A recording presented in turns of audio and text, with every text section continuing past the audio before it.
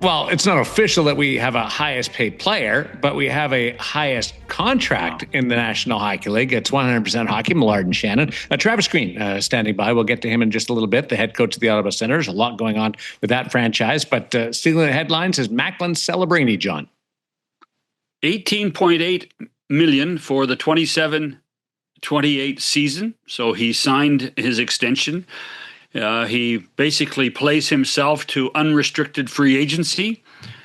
Can you only imagine what the next contract will be like, Daren, for Macklin Celebrini if he continues this trajectory? It will be phenomenal.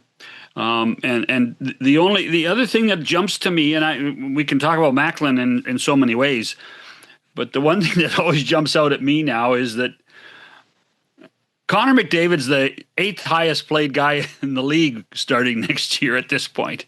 And he's still on that second year of that 2-year deal he signed at $12.5 million. And now there's in theory, a boatload of guys ahead of him. Yeah. He's starting that 2-year contract this year. Right. That's right. So at 12.5, and then there's Leo Carlson, Connor Bedard, now Macklin Celebrini with numbers, even though they're not all getting paid that this year, with numbers that are well above what McDavid is, and now a couple of guys well above Kaprizov, who we thought was amazing at $17 million. So the world is changing. Not the highest paid player in a single year, though. That still belongs to Sergei Fedorov on the offer sheet year that the Detroit Red Wings matched when he got the big bonuses up front as well. He was high 20s. That was the offer sheet came from Carolina, if I remember, and it changed the whole complexion for the Detroit Red Wings at that point. And the good thing was they went on to continue to win Stanley Cups after that. So Celebrini gets over 18% of the cap. Are you surprised he went that high? Because there have been strong indications where that he was going to take a little bit lower number to help spread it around. No, I'm not saying it's right or wrong, because I think players deserve to get paid, but upwards of 18%, that's in the Alexander Ovechkin when he signed the 13-year deal. That's as right far back as we go to see somebody in the salary cap era taking that much. I don't think we should be surprised that this is changing and that he did get to 18%, Daren. And, people are going to sit here and just look pure at numbers and say, well, the cap is growing and percentages are important, but the cap is growing. And really what this speaks to, in my opinion, more than anything is the continued death of the middle class. What we're going to see so much, and I think we've seen it a lot, is young players. This has become a young players league. Young players on those entry-level contracts, and then not getting the giant raises on their bridge deals or their second deals, and then the superstars getting a higher percentage of the cap. And I think we're going to see it more and more and more and more. And that's going to be the reality of where the NHL is when we start to pay the best players in the game a much more appropriate percentage of the cap situation. I mean, but by the time the Celebrini contract ends, in theory, the cap could be $150 million in 5 years. It could be up there. It could be something that is, overly impressive. And players of that ilk are going to want that type of percentage at that point, which will force other players in the league to take a less percentage, or if they don't, younger players that will still be on those entry-level deals that are going to be much more controllable. Just a year ago, if we were having this conversation, I wouldn't have expected there to be an almost $4 million difference AAV between Connor Bedard and Macklin Celebrini. Fresh off new deals. It's funny you say that, because I spent some time with some guys with the NHLPA, and I got a sense they were a little miffed that Bedard in his deal basically took a hometown discount. That he, the moment the Karlsson offer sheet came through, the moment we knew that Leo Karlsson, one way or the other, was going to get $18 million, you had to ask the question, okay, what is Bedard going to get? Who's going to be the more prolific player in the long run? A lot of people think it's going to be Leo Karlsson. But is Leo Karlsson worth $3 million a year more than Connor Bedard? I don't know. Perhaps Bedard believes that, the money that he's left on the table will help them, the Blackhawks, get to a certain point. And I think we're just scratching the surface of Leo Karlsson. I really do. Well, again, I think he's in a right spot. He's got a great coach. He's surrounded by another group of young players in Anaheim that are absolutely tremendous. And some of them are going to have to get paid too, Daren. Some of them are going to be looking for big money as well. Well, they got to figure out Gauthier, right? Well, Cutter Gauthier and eventually Beckett Seneca is going to be in that boat too. Mm-hmm. So that'll be Pat Verbeek's latest challenge, how he manages through that, because he survived the Karlsson situation. But it's never easy when you know that the domino effect of signing one player or getting a guy on a piece of paper at one number and how it affects the other players on your roster. So it's going to be fascinating to see what happens there. We're going to get a $20 million guy though in the next year. Well, I think this year, first of all, I think that Connor McDavid's going to be a $20 million guy in his next contract. I think he is. The question becomes: Connor, Austin, Werenski, all those guys. Well, and this is without Cale Makar signing yet. He might be the guy. Perhaps it is Makar. I'm of the belief that the first $20 million player in the league will be Connor McDavid, though, and that could be as early as next July 1st if he agrees to stay in Edmonton and signs long term. Or, and people in Edmonton, please don't drive off the white mud. If the Oilers are forced to trade him, and who can sign him after July 1st next summer? I fully expect, though, that we won't be having that conversation because it'll be, when will Connor sign again with the Oilers? Multiple speeding tickets on the white mud back in the day. So, be careful out there. they always seem to know exactly when I was going to work over. Well, it got pretty bad. It got pretty bad when the police officer said, "Hello, Daren." Hello, Millard. Travis just logged on. We'll get to the head coach of the Ottawa Senators. A little bit to talk about comings and goings, and a big recognition for the Ottawa Senator head coach ahead of his tea time later on today. That's next on 100% Hockey with Millard and Shannon. Face-Off Inside the NHL returns, taking you deeper behind the scenes than ever before. See it all from the star-studded Four Nations Face-Off tournament. Us against the world, boys. To the adrenaline of the Stanley Cup playoffs. I'm scared of you guys. With candid interviews and backstage access, experience the sacrifice, the rivalries, and the determination that define NHL greatness. Just when I thought last year couldn't be topped, here we are. A new season of Face-Off Inside the NHL. Watch now only on Prime Video. Here he is with us from SoCal. Most people go to Southern California during the winter. You go there during the summer. You've kept your place down there. I have. I've had it here for, probably since I've been here since 98. Wow. First time I played with the Ducks, and just kind of been our off-season home for a while. Travis, if you look back at last season and the successes you had and the injuries you went through, how do you define what the season was last year? Yeah, you look back. I think when you're going through it, you don't appreciate some of the things that your team went through, the effort they put in. I thought overall we had a pretty good year. We wanted to take a step from the year before. And I know point-wise I think we only improved by a point, but I felt like our team game was a lot better, a lot stronger. Really kind of came into our own as far as our identity, how we wanted to play, yet we weren't getting the points that we wanted along the way. And, we had a much better season, I felt like, mentally than we did the year before as well. Not just physically, but mentally. We had to stick with it, stick with the grind. And, I think our team learned how to believe in themselves. And that goes a long way, and I think it'll help us in the future.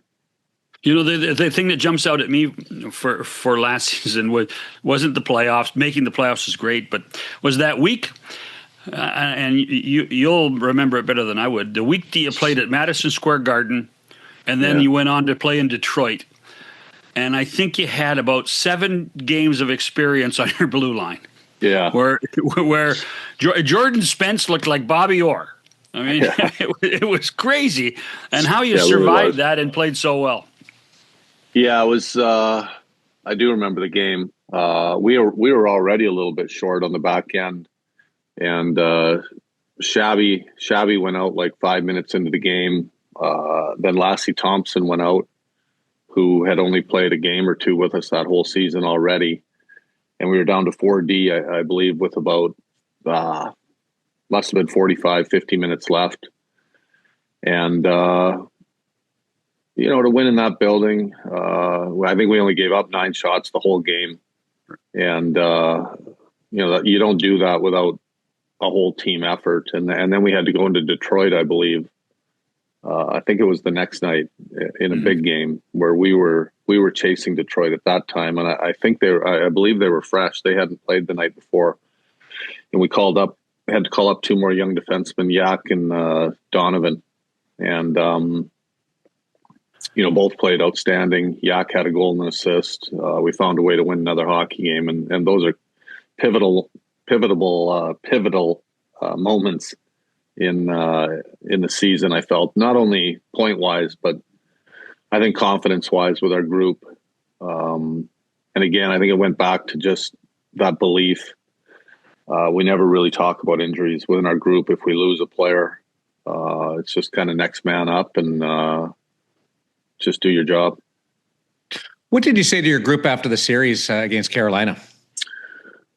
It's not very often after 4-0, when you get swept 4-0 that that you look at it and you're proud of your group. But I did. I told them I was proud of them. And I picked those words carefully. I was proud of the way they played.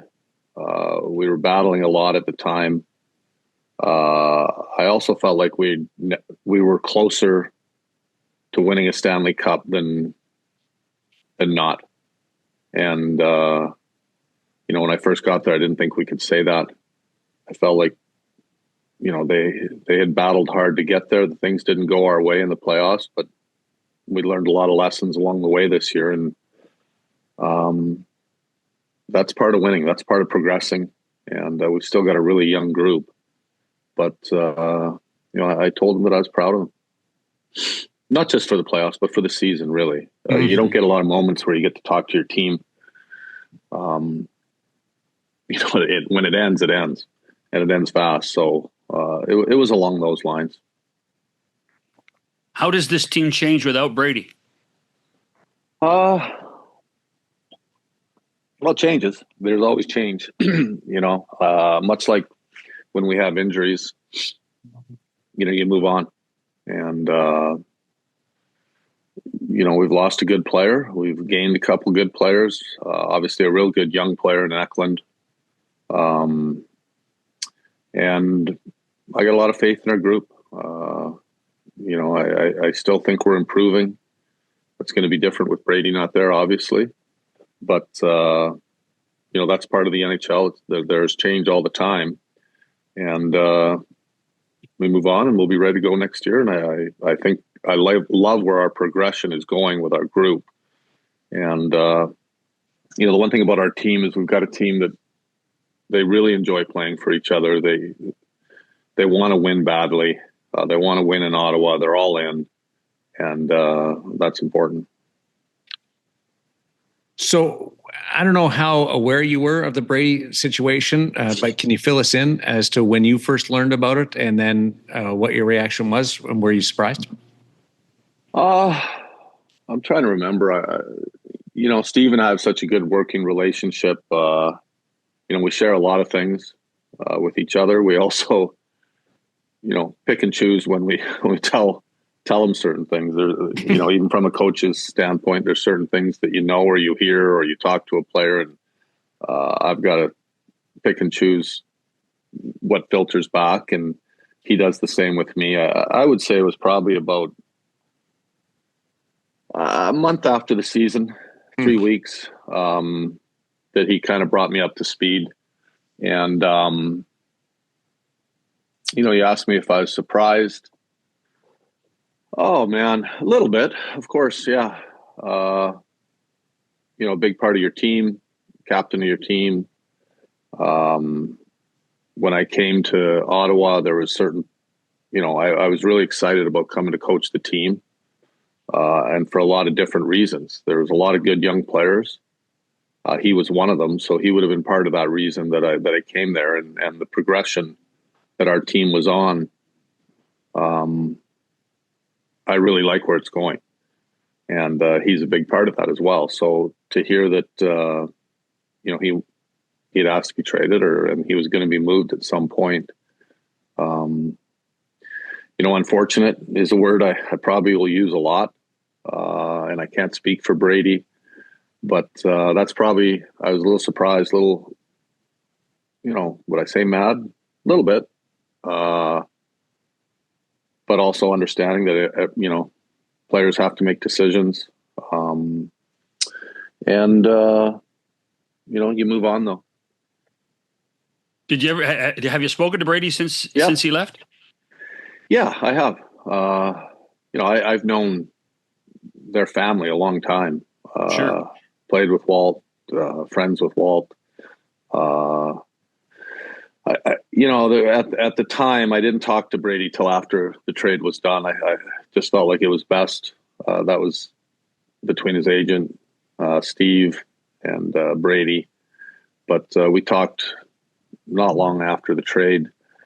Obviously, you have to put business aside and talk as men, and I really enjoyed coaching him for 2 years. We had a good conversation. Much like when players are traded or they sign somewhere as a free agent, you wish them luck and you move on. So who picks up the slack? Well, I don't think you just when it comes to picking up the slack, you're losing a good player. There's no way around that. But we're also bringing in some players that I think are really going to help us too. I think Eklund's got, he's a real young player. He's still improving from year to year. I'm expecting him to bring, help our team offensively. He's a competitive kid as well, which is something that we really pride ourselves on, our work ethic and our compete. Burakovsky, for me, is a guy that we're hoping we can get his game on track and kind of find his game and help him also improve his game. He's got a track record of winning. He's done extremely well in playoff hockey. And we think that we can help take his game back to the level where we think he can get to. And as far as slack, I still feel that our group is, you look around the league and there's certain teams that you kind of know what they are. They've established themselves. I wouldn't say we're there yet as far as a team that's established ourselves, because we've got so many young guys that I expect to come back and be better players next year. And I think a lot of our slack comes from players improving. And I said the same thing last summer. You look at a guy like Ridley Gregg, even Timmy Sanderson still improving in his game. We've got a lot of young guys like that. Dylan Cousins, Shane Pinto. You can go through our lineup. Zetterlund, Clevin. There's a lot of guys that have a lot of room for improvement, and I really believe a lot of our improvement or slack, the original question you asked me, is going to come from within. and with our players just becoming better hockey players next year than they were last year. And obviously we've got a close group that, we talk about will to win a lot. And, it's a group that wants to win together too. You talked about not having Brady. Does it change the personality of your team? I mean, you're not going to get the captain of the team dropping the gloves at the opening faceoff anymore. No, you're not. And so, does that change your approach? Because your team maybe has refocused away from the grit that Brady brought? No, we're not going to change our focus on that. There are certain elements of our game. We want to be a team that's hard to play against, and he was part of that. Yeah. And that's not going to change, or the mindset of our group. And I said it very many times. Brady's, you just don't replace players like that. There's not many players in the league like Brady, and but I don't think that's something that's going to make us change the way we play. We want to be a team that plays fast, plays aggressive, and is hard to play against ultimately. And I don't think you lose that if you lose one player.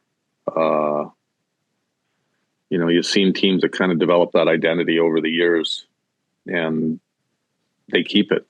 And they keep it when players come in and players leave and players add. And that's the type of organization, type of team that we want to be. In theory, does this team become faster when you put Eklund in the lineup? Yeah, I mean, you can say that as well. There's so many different elements. You can't have enough good players on your team. Brady brought a certain element. Timmy brings a certain element. Every guy has their own niche that they bring. Eklund's going to bring obviously speed and skill, but there's certain things that we demand out of all our players. It doesn't matter what type of player you are. A, be a good teammate. B, work, and C, compete. And when you have all those, good things are going to happen. And I'm excited about next season. I know it's only July still, and we got a little time to go, but it's we're going to have a lot of talk about Brady, about changes. That's just the way the NHL is. But at the end of the day, you got to drop the puck. You got to go play. And I know our group's excited to play again. They love playing. They love trying to win. Well, Giroux, do you give him advice on how to play at this stage of his career? You played until you were like 37, 38. Mm-hmm. I do. I think every conversation you have with players is a little bit different. The tone you talk, how you discuss their play individually is different. And, I think the good thing about G is he's played so long. When him and I have certain conversations, whether it's about the team or about his own personal game, I don't think we have to beat around the bush too long. And he usually has a pretty good idea of where his game is at. I never talk to him about, making certain plays, or even if he turns a puck over here or there, he knows. But there are certain moments that I think every player needs a reminder of certain things that they have to have in their game for them to be successful. And G's no different, but the tone is sometimes different. And usually a guy of G's that's played that long has a pretty good understanding of why he's coming into the office, whether it's to talk about the team or it's to talk about him. He usually has a pretty good idea of where his game is at. He's a smart guy. He's been around a long time. Well, what was the hardest part about playing until your late 30s for you? What's that? What was the hardest part about playing into your late 30s for you? Oh, man. Father time. Yeah. Your body eventually tells you, I think, that it was time. I think you want to win so bad when you get the older you get. And I think that was probably the hardest thing. Your mind, your heart doesn't want to quit. And, I was at that stage where, my body was telling me it was time, and the league tells you too. The league tells you when it's time sometimes. And I wasn't one of those players that got to pick and choose exactly. I probably would have still played if I could have, and the league wanted me. And G and I talked at the end of the year about where he's at, talked a few times during the season about his future, what he's thinking, how he's feeling. And we had that actual comment that conversation, where I felt like, his body isn't telling him that it's time, and the league isn't telling him it's time. So you're definitely going to miss it when you're done playing. Mm. And if I had any suggestion for him, that was it. Like, your body, the league, you're still a good player. Play. And, G's competitive. He wanted to make sure that he was all in, and he wants to win desperately as well. I think G enjoys our group. He's a lot older than a lot of guys in the team, and I think that youth keeps G young as well. So it's amazing to think that you guys are, I think, 18 years apart, and there's a good chance that that Claude has teammates that are 18 years younger than him. Yeah, it's a little bit different dynamic. And sometimes I ask G if he's ready to join the coaching staff when he's done. He doesn't like that too much, though, when I bring it up. I don't think G's going to coach. So if you're giving him a little bit of guidance, does he ever in these meetings give you a little bit of guidance about how to manage the kids? You know what? Probably has a couple times. He's probably told me maybe I'm a little too hard on someone or something. I think I like to have a relationship with our players where, they can feel free to tell me how they feel. And, but I know if they pick and they walk that line finally. It's a fine line. It's a fine walk on that line of being on what side, and timing's everything. And G's pretty good at his timing. Take a break. We'll come back with Travis Green, head coach of the Ottawa Senators, on 100% Hockey with Millard and Shannon. NHL TV is now on DAZN. Hockey lives here. Here we go. Watch every game from every team. The best players in the world. And the coldest plays on ice. Watch up to 4 games at once for the ultimate NHL experience. Sign up now at DAZN. You glance in depth at your schedule, and I'm wondering, how different does it look compared to last year's schedule? It's funny. Every year, coaches get their schedules, and they're like, they don't like it. No one likes their schedule when they first see it. And, you can complain, you can bitch and whine, and we do for a couple of days, and then I don't look at it again, and I just get ready for game one. Does it look less hectic, though, on paper compared to what you just went through? Yeah, a little bit, but, it still looks like it's going to be pretty hectic at times. But we got the trip to Germany this year, so it kind of cuts a week off. We don't start till the Saturday, so again, that takes a chunk of time out as well. And there's going to be some times where you're playing a lot of games. You're getting squeezed. Yeah, we're getting squeezed a little bit, but that's I've learned a long time ago. Worry about the things you control. Don't worry about the things you don't. And we just play them as they come. In broad strokes, shorter camp, less preseason games, 2 more regular season games. Is that better for you or not? I don't know. We'll find out. I think if you ask players or coaches, the training camp can get a little long, but we're going to find out if they need it. It's going to put a lot of emphasis on players being ready when they come into camp. There's not going to be a lot of time to get ready. You're not going to play as many games. We have really 3 games because we played 2 of our games are split squad games, and we've got a craft game this year. So, you get 4 days of training camp. You play 3 games in 5 or 6 nights, and then we get a week off and we're rolling. So, guys are gonna have to come in ready to go. But in today's day and age, most guys are ready. How will you know without fitness testing? We'll find a way. We'll know.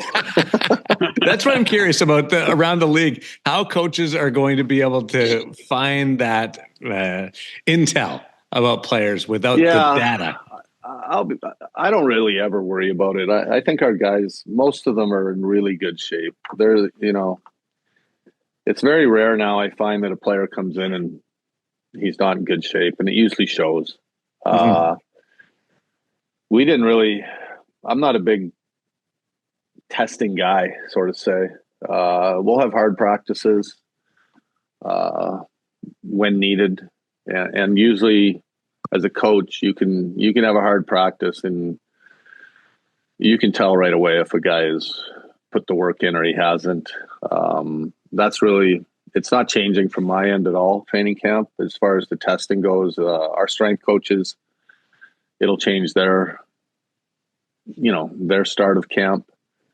From our coaching staff's stand, it's not really changing anything. Did you ever go to camp sort of on the edge of fitness?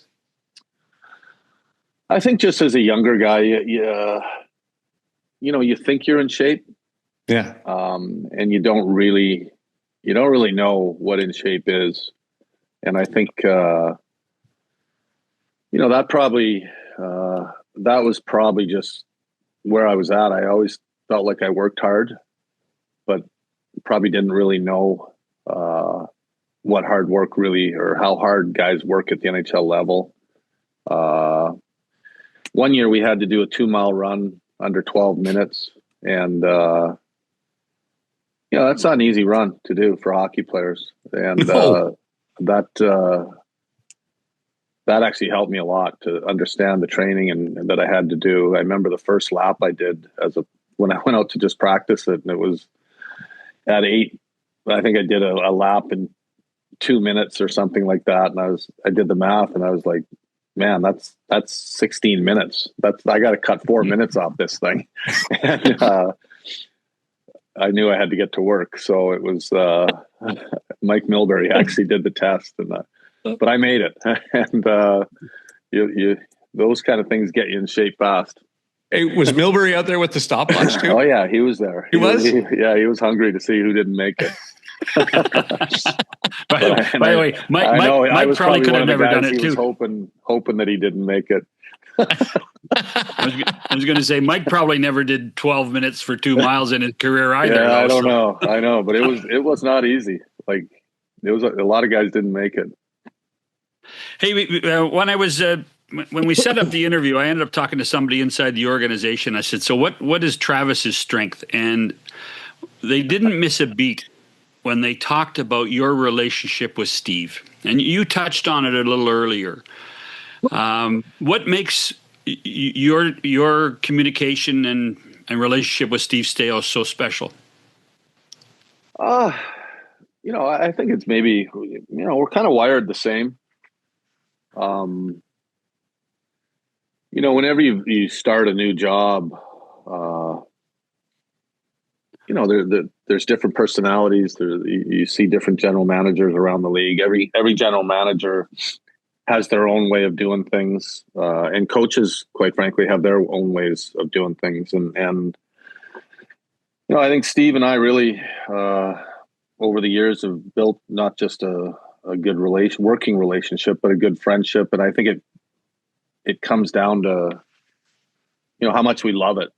Quite honestly, we love talking about hockey. It's not a job for either one of us. It's a passion. We both, really want to win badly, and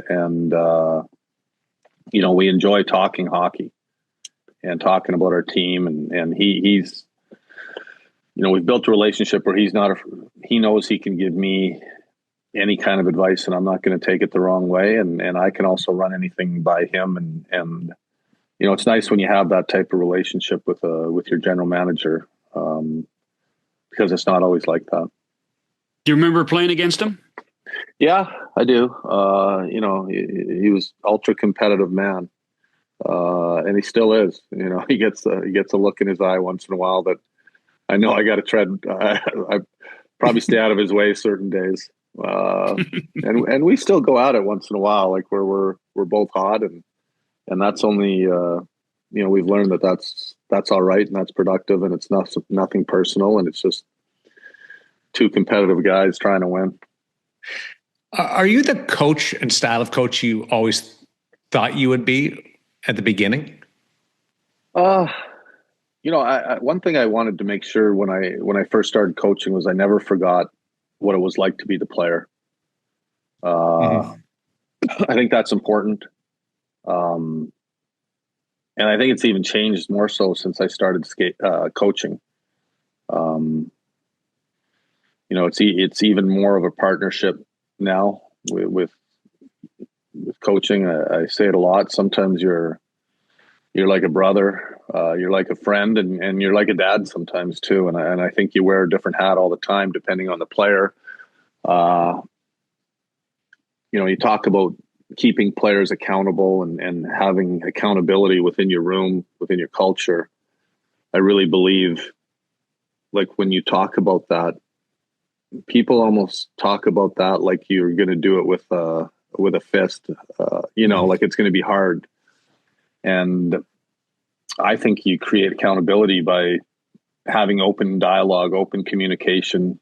Really starts with being honest and having trust. If you don't have that, trust and communication, then it's hard to have accountability that can last, I believe. And that doesn't mean that we don't come down on players as coaching staff or we don't have hard conversations. But, I think the player always knows when you care and he knows when you don't. And, that's something we try to remember all the time within our staff. Yeah, Daren, Travis and I spent some time earlier this month together in Penticton when he got inducted into the BC Hockey Hall of Fame. And by the way, his speech was bang on time. He did what he was told. That's good. Atta boy, Trav. But you were like the star Millard of the out show, there with a stopwatch. Yeah, That's what you were. He had the stopwatch on me. He kept reminding me. And coaches are all about detail, so I had to make sure it was right. But I got to tell you, the star of the show for Travis Green was his dad, Don. He did an amazing job voicing the introductory feature on what Travis was. Do you have fun out there? I did. First of all, it was an amazing honor. Not something that I ever thought about or thought was achievable. And then the weekend was fantastic. A lot of friends, a lot of family. It almost goes by so fast that you get there and then it's over and you leave. So great weekend, great memories, unbelievable honor to be inducted into the Hockey Hall of Fame in BC. Well, I tell you, Darren, it was fascinating to sit and watch all the guys go in. There was Andrew Ladd and Josh Georges, Daryl Ray, Travis, part of it. And you look out in the crowd, and there's Duncan Keith and Shea Weber, Right, and Carey Price are in the audience. Yeah. I mean, my goodness gracious, it's not as if it's just a simple little event. It's become pretty important for people out there. Yeah, it's quite the event, and you don't realize it until you get up there how nervous, how important it is. Because I was nervous. I was nervous to go up and speak, and I do it a lot. Yeah, you present every day. Yeah, I know, but I think just the magnitude of it and what it means to you. I could tell how much it meant with how nervous I was when I got up there. Well, it's a lot different talking to those guys. It's a lot different talking to those guys than talking to Garriock every day. Yeah, no kidding. No comment. Boo boo. That's fine. I'll let you off there. They're all good. You know what? They're good in Ottawa, all those guys. You played with a buddy of mine, Damon Kustra, when you were in Spokane way back when, Ray, and great guy, childhood buddy of mine, but a few guys. So talk to me through some of the guys' memories of when you broke in playing junior hockey. Oh, man. I think if Spelty as well. Yeah. You talk about, the style of coach what kind of style of coach am I? A lot of it comes from probably looking back and the player I was at that age. I look back and, at first I came in, I was kind of really young, naive, had no clue what junior hockey was about. Hadn't even watched a game. Everything was brand new. I was 15 years old. I felt like a fish out of water. And then I gradually grew into my own skin and become a pretty good player in junior. And I look back, I probably wouldn't have liked coaching the player I was when I turned pro. And I think it helps me a lot in today's, in what I do today. Players, they have a lot of confidence in themselves, which I did, and borderline cockiness, but not borderline, I was, but also a little insecure as well. And, it's a fine line between believing in yourself and having a lot of belief in yourself. You have to make it. But also, there are some insecurities as well. And that comes from sometimes being knocked down. And I was fortunate that I had a lot of good coaches that helped me along the way, or I wouldn't have made it. And, a lot of good memories from Spokane. It was a great city to play and met a lot of fantastic people. Fun stuff. Congratulations on the honor. Good catching up with you. I know you got a golf game that you got to get to. What are you playing to now? What are you playing at? You know what? My game sucks. I tell you, I used to be like my lowest index was about a 5. And I got fired from Vancouver, and I had some time on my hands while I was looking in between jobs. And I thought, you know what, I'm going to get down to a 0. So I went and changed my whole swing.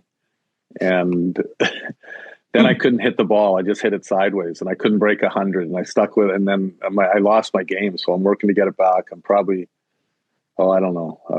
If I break 90 right now, I'm happy. Little bagger Vance, we got to go find your swing. I know. That's a little different than a 5 index. I know. I have gone the opposite way, and it bothers me. Obviously, we love golfing, guys that do it a lot. I play it a lot, so I've come close to almost quitting a few times, but I feel like I'm on my way back, hopefully. Does that mean just your move kid's up a tee? Yeah, he's his index lower than mine now. Wow. It burns me to say it. We got to quit talking about this. Yeah. Well, just remember who pays the bills. That's all you got to do. That's right. Yeah, he knows. Be well, my friend. All right, guys. Always fun. Back with more on 100% Hockey with Millard and Shannon right after this. With the NHL app, you can listen to every NHL game right from your phone. And with home and away broadcast feeds, you choose your way to listen. And he scores! Whether you're at work, at the gym, or stuck in traffic, the NHL app puts you right in the action all season long. Every team, every game, everywhere you go. Download the NHL app and never miss a moment. Do you play golf with your kids? Oh, I used to. And I used to be able to beat my son regularly, like every time. Yeah. Then he turned 8. No, actually, we used to have a contest that if he beat me, we automatically had to go to McDonald's for milkshakes. We had to go to McDonald's for milkshakes, and I almost contemplated a couple times losing so we could go to McDonald's. But he got to the age of 14 or 15, and he finally said, "Dad, we're going for milkshakes." The problem is now he's 6'2", and hits the ball 310 yards, where Dad is doing course management. It's all course management, Jake. I mean, hit it down the middle, second shot's in the right spot, but sometimes you can't beat the big ball. So why didn't we get a height and weight from you? What's that? A height and weight for me? Yeah. I look taller and fatter on television. How's that? It's those damn 16:9 TVs. Well, as my wife once told me, she said, they say that, TV cameras put on 10 pounds. How come you got 4 cameras on you all the time? Nick, that's bad. Oh my goodness, that's I appreciate it, but that's bad. Listen, on Travis, what are your expectations for Ottawa? Because I like the moves that they've done, and I know Staios is still working to make a couple of adds to his team. They have to stay healthy. That has, when you look at the last 2 or 3 years with this hockey club, they have been bitten by the injuries almost every year to a point of non-recognition. But what would they went through? They went through a grind last year, and they still came out of it and made the playoffs, which tells me there's more ceiling there. Oh, I think. Well, listen, I think what we've learned is Travis Green's a really good coach. I really believe that. I think when you look at what he did, in Vancouver, and I'm not going to count the interim tag in Jersey, but what he's done in Ottawa, that this guy can communicate and coach. The discussion we had about that road trip in New York and Detroit was one of the most phenomenal couple of games that I've ever seen a hockey club play when they were basically a mash unit. But what's their goaltending going to look like? Are they going to be better in goal? Are they going to be more consistent in goal? I would think so. It's hard to go through a year as up and down and wonky as last season, especially the distraction in goal. Well, the Linus Ullmark story alone, was a made for TV movie at one point. And the playoffs gives you a good indication or encouragement that he'll be good next year. So they still have some, Brady's gone, yes. But I'll tell you what, they still have some great young players. And when Travis started mentioning them, you started to realize, he's there too. Stützle's a hell of a player. I think that they're much deeper and better than people realize. Jake Sanderson's a hell of a player. Thomas Chabot, if he's healthy, is a hell of a player. Zub plays the game well.